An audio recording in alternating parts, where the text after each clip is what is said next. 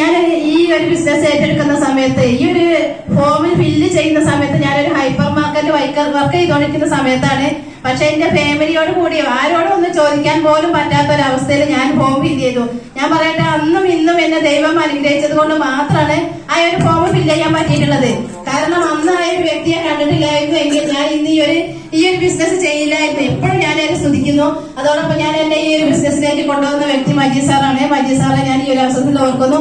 അതേപോലെ നമ്മുടെ leaders, powerful leaders ആയിട്ടുള്ള, ഗ്രേറ്റ് ലീഡേഴ്സ് ആയിട്ടുള്ള നമ്മുടെ ഷുഹൈബ് സാറ്, അൽത്താഫ് സാറ്, അതുപോലെ നമ്മുടെ മെന്റർ ആയിട്ടുള്ള ഇസ്മായിൽ സാറും തസ്നീം മേഡം, ഇവരെയൊക്കെ നമ്മൾ ഈ ഒരു അവസരത്തിൽ നമ്മൾ ഈ ഒരു ബിസിനസ്സിൽ വന്നു കഴിഞ്ഞാൽ നമ്മൾ ഓർക്കുന്നത് നമ്മുടെ അപ്ലൈനെയാണ്.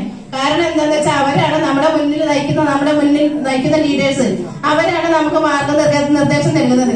അതുകൊണ്ട് തന്നെ നമുക്ക് ഈ ഒരു ബിസിനസ്സിലെ തീർച്ചയായിട്ടും വിജയിക്കാൻ പറ്റും. ഏതൊരു സാധാരണക്കാരായിട്ടുള്ള ലേഡിക്കും അതേപോലെ ജെൻസ് ആവട്ടെ, ഏത് സീറോയിൽ നിന്നുള്ള വ്യക്തിക്കും ഈ ഒരു ബിസിനസ്സിൽ വിജയിക്കാൻ കാരണം എന്താ, നമ്മുടെ മുന്നിൽ നടക്കുന്നത് കൊണ്ടാണ്.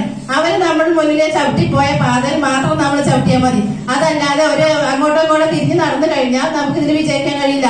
അപ്പൊ നമ്മുടെ ബിസിനസ് നമ്മുടെ വിജയിക്കണം എന്നുള്ളതിന് ഏറ്റവും വലിയൊരു ഓപ്പർച്യൂണിറ്റി നമ്മൾക്ക് കിട്ടിയിട്ടുള്ളത്.